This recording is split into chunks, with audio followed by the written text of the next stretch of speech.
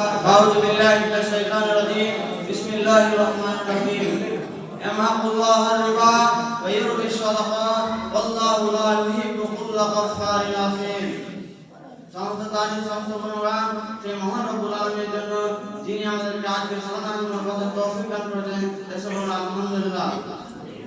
তারপর আমার নবী সর্ববিশ্বের নবী মুহাম্মদ দুলাল তার রাসূলুল্লাহ সাল্লাল্লাহু আলাইহি ওয়াসাল্লাম আল্লাহুম্মা সাল্লি আলা বারিক আলা।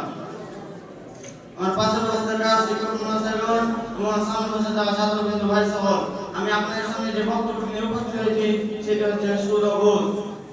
আল্লাহ তাআলা বলেন ইয়ামহাকুল্লাহু রিবা ওয়া ইউরবি সাদাকা ওয়াল্লাহু লা ইউহিব্বু কুল্লা কাফারিন আসীম।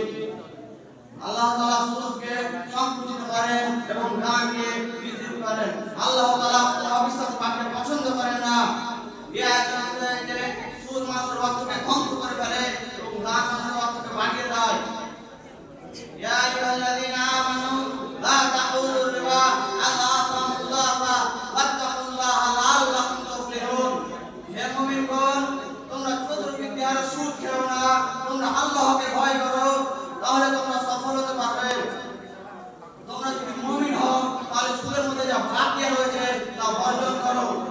রাসূল সাল্লাল্লাহু আলাইহি ওয়াসাল্লাম মধ্যে বলেন, আবু হুরায়রা রাদিয়াল্লাহু আনহু বলেন, রাসূল সাল্লাল্লাহু আলাইহি ওয়াসাল্লাম বলেছেন, রাসিয়াল মুত্তাসিম, ঘুষ গ্রহণকারী ও ঘুষ প্রদানকারী। আল্লাহ তাআলা বলেন, যে ঘুষ গ্রহণ করবে, যে ঘুষ প্রদান করবে, আমি তার অভিশাপ দেব।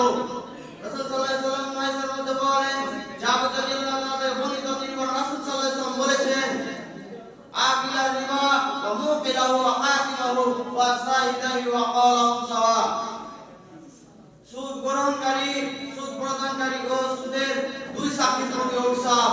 রাসূল সাল্লাল্লাহু আলাইহি ওয়াসাল্লাম বলেন, যে সুদ গ্রহণ করবে, যে সুদ প্রদান করবে, আমি তার উপর অভিশাপ দেব। আর রাসূল সাল্লাল্লাহু আলাইহি ওয়াসাল্লাম মধ্যে বলেন, আবু হুরায়রা রাদিয়াল্লাহু আনহু তিনি রাসূল সাল্লাল্লাহু আলাইহি ওয়াসাল্লাম বলেছেন, আর-রিবা সাবুনা হুব্বান আইকাহু আইয়াকিয়া রাজুল উম্মাহ। সুদের পাশে 70টি স্তর রয়েছে, তার মধ্যে সবচেয়ে নিচু সাধারণ স্তর হচ্ছে নিজের মাতাকে ব্যবহার করা। আর নিজের মাতাকে ব্যবহার করা মানে নিজের মায়ের সঙ্গে চতুর্থী উপার্জনা করা। আল্লাহ তাআলা বলেন, সবচেয়ে নিচু সাধারণ স্তর যদি নিজের মাতাকে ব্যবহার করা হয় তাহলে তার 69 স্তর কতটা কঠিন হতে পারে। পরিস্থিতি আলোকে আমরা এটা দেখব, আল্লাহ যেন আমাদের সকলকে সুদ থেকে বেঁচে থাকার তৌফিক দান করুন এবং সমাজে বেশি বেশি করে আমল করার তৌফিক দান করুন। এসব আমিন। আসসালামু আলাইকুম ওয়া রাহমাতুল্লাহি ওয়া বারাকাতুহু।